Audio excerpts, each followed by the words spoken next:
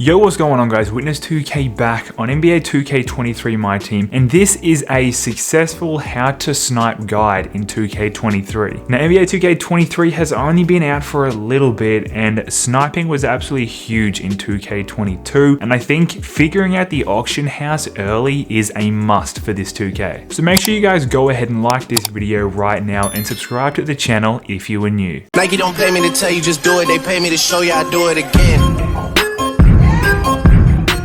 So I'm going to give you guys some tips on how to be good at sniping all year round. And the first step I want to give you is you have to be on current generation. Now, if you have a PlayStation 5, that is absolutely fine, or whatever the new Xbox is called, I don't even know, Xbox Series S or whatever it is.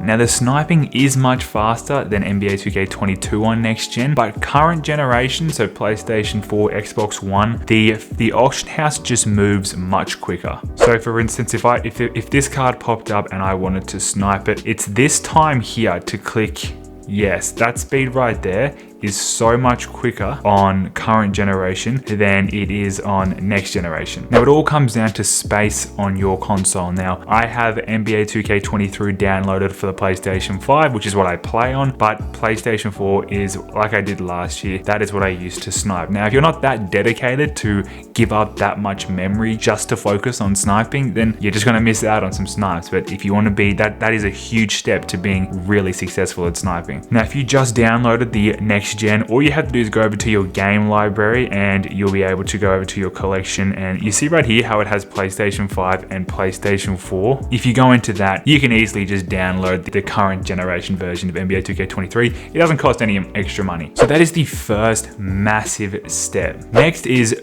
when you should be sniping. When new promos come out, these are obviously the cards you want to be trying to snipe the most because they're getting pulled in packs, they're being chucked on auction house. That's what you want to be aiming for, but obviously the higher tier the card is, the rarer the snipe's going to be to pop up. So if I were to try and snipe pink diamond, specifically pink diamond limitless cards, it is going to be much rarer for these cards to pop up. So there's Steph Curry and Dominique Wilkins, and in total there looks to be under 30 pink diamonds on PlayStation total. But let's say if I look up pink diamond intensity, you can see by the scroll down the bottom, there are a lot more pink diamonds, intensity pink diamonds on the auction house, being Zion Williamson and Vince Carter. Now if you can see, both of the cards on the pink diamond intensity filter is clearly well above 100k. Obviously the maximum buyout you want to do to give yourself the best opportunity is maximum buyout 100,000 MT. Now that obviously depends on your budget. On this account specifically, I would only be able to snipe at a maximum of 55,000 MT. If you've only got 55,000 MT, I would not recommend trying to snipe pink diamonds at the moment. Now for a bit of a trial snipe filter right here, we're using diamond intensity, so the cards are new, and we have a minimum buyout of 500,000 and maximum 32,000. So what you want to do when you're trying to snipe, say, diamonds, is you want to find the cheapest one. So the cheapest one is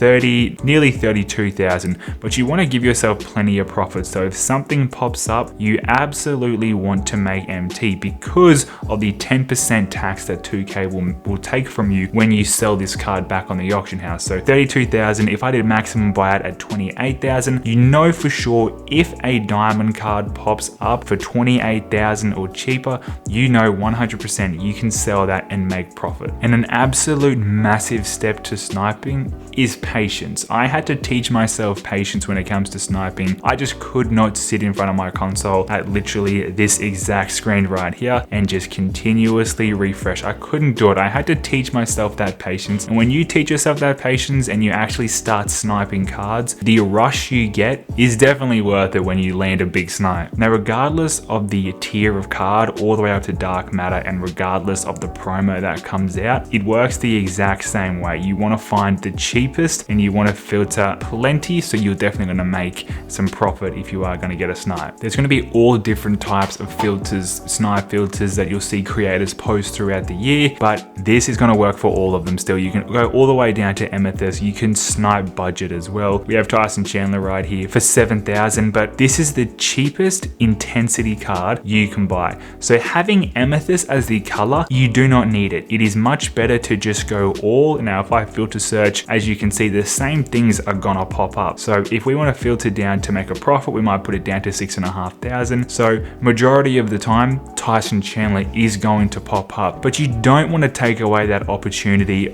of possibly a Zion Williamson or a Vince Carter popping up for 500 or 1,000 MT. You still want to be included if that pops up. You don't want to specifically snipe the cheapest. You want to take away that that color from Amethyst to all, so just in case. It's very rare, obviously, but I mean, you may as well have all instead of just Amethyst or just Diamond, whatever if you go for the cheapest card for the promo. Now, the best time to snipe for you, it can vary. I mean, as soon as new packs hit the pack market, if you jump straight on filters, you can definitely have a lot of success. It can be quite active when lots of people are trying to snipe cards as soon as a promo drops, but there's a lot of chances to get snipes. But really, anytime you're available, like I said though, you're gonna waste a lot of time at the moment if you're trying to snipe cards like that Limitless promo when they're not even in the pack market. I would definitely aim to snipe intensity cards or even some of these shades of cards as well, because they're still in the pack market. So there's actually still quite a few on the auction house. And the final tip that I want to give you guys before we wrap up this video is, let's say for an example, this Ben Wallace popped up for 35,500 MT and that was a snipe and I wanted to snipe that card. You don't have to go down to 35,500 to buy this card. If I was to place a bid at 35,500, you would win that card. It essentially works the same as if going buy it now. So that little move right there from going down could be the reason you do or don't get a snipe. But you see this Andre Kirilenko right here, you have to go down because this price right here is not the same as the buy it now price. You have to go down. So if your reaction time is quick enough, you have to have pretty good reaction time to notice that the price is the same here for you to quickly just place the bid and win the card. Personally, my reaction, I automatically just go down. It's something I'm working on, but it is a tip. But that is a simple how to snipe guide that you guys can use in NBA 2K23. Now, everything I say may not necessarily work for you, and everything I didn't say doesn't necessarily mean it doesn't work. So if you have any tips, make the comment section down below. Some more tips for people like me and other people learning to snipe, comment them down below to help some people out. But I hope you guys did enjoy this tutorial type video. If you want more tip videos in 2K23, let me know. But make sure you like this video right now and subscribe to the channel if you are new, and I'll catch you guys all in the next upload. It's been witnessed.